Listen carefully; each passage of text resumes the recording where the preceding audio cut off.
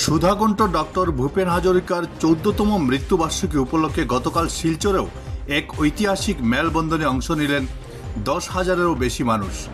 জেলা প্রশাসনের উদ্যোগে ইন্ডিয়া ক্লাব ময়দানে গতকাল সকালে এই স্মরণ অনুষ্ঠানের আয়োজন করা হয়, যেখানে ভূপেন হাজরিকার অমর সৃষ্টি মানুষের জন্য সমবেত কণ্ঠ পরিবেশন করে এক আত্মিক আবহ তৈরি করেন অংশগ্রহণকারীরা। উপস্থিত ছিলেন মন্ত্রী কৌশিক রায়, 2 সাংসদ পরিমল শুক্লবৈদ্য, কনাদপুরকাস্থ বিধায়ক দীপায়ন চক্রবর্তী, মিহির কান্তি সোম, জেলা পরিষদ সভাপতি কঙ্কন নারায়ণ শিকদার, জেলা শাসক মৃদুল যাদব সহ অন্যান্য বিশিষ্টরা। Beauty report, Barak vision.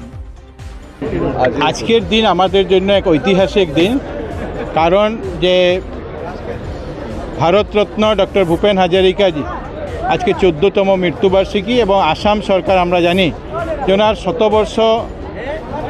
100তম জন্মবার্ষিকী পালন করার এক যে সিদ্ধান্ত নিয়েছে, তারই অঙ্গ হিসাবে কয়েকদিন আগে থেকে সেপ্টেম্বর মাসের 9 তারিখ থেকে সেটা শুরু হয়েছে।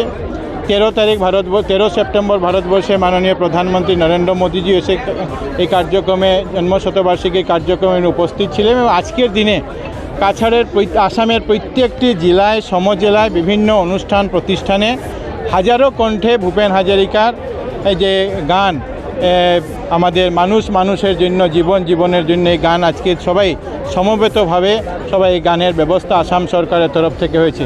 আর এই অনুষ্ঠান আমাদের কাছাড় জেলার এই পুলিশ প্যারেড গ্রাউন্ডে এই কার্যক্রম আজকে এটা অনুষ্ঠিত হয়েছে।